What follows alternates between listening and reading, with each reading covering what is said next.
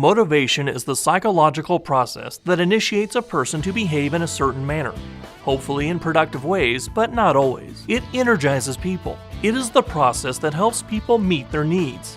With understanding, we can use it to our advantage, so a brief description of the process is warranted. As a tangential issue, you will note that there isn't any provision for motivating others, only for providing opportunities for them to become motivated to motivate themselves.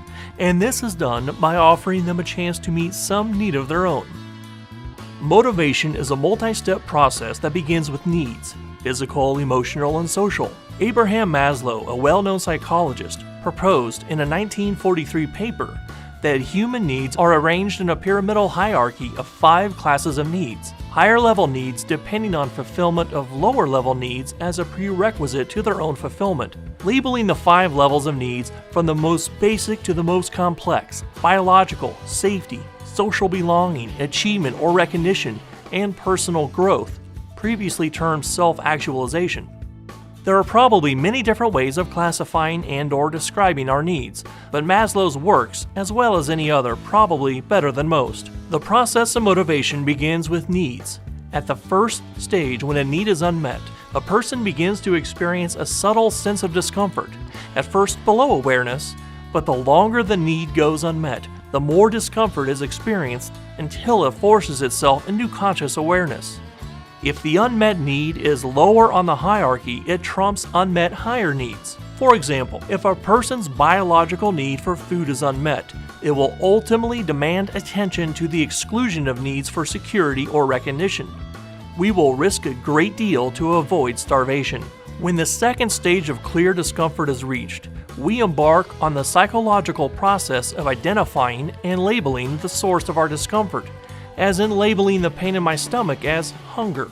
Once the feeling has been labeled, a person enters the third stage of exploring ways to alleviate the discomfort, thus satisfying the unmet need. A person typically identifies 2 or more ways of meeting a need. The fourth stage is to evaluate the list of alternative paths to satisfying the unmet need. That is, to filter the alternative actions through our various sets of values. Our understanding of this process is enhanced, of course, by understanding our values, and that was presented in the last discussion. The best or most preferred way of meeting the unmet need, the highest priority value, is typically selected, but if there are unreasonable or insurmountable obstacles present, then the next best is typically selected. The fifth and final stage is to finally act or behave in a way that will actually satisfy our unmet need. Some might refer to the entire process of activating behavior to meet a need as motivation.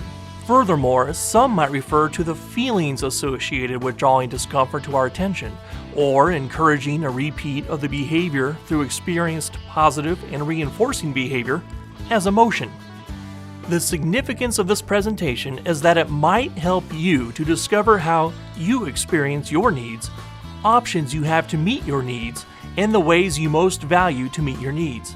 Don't let them just happen, but consciously select those that will best serve your mission in life.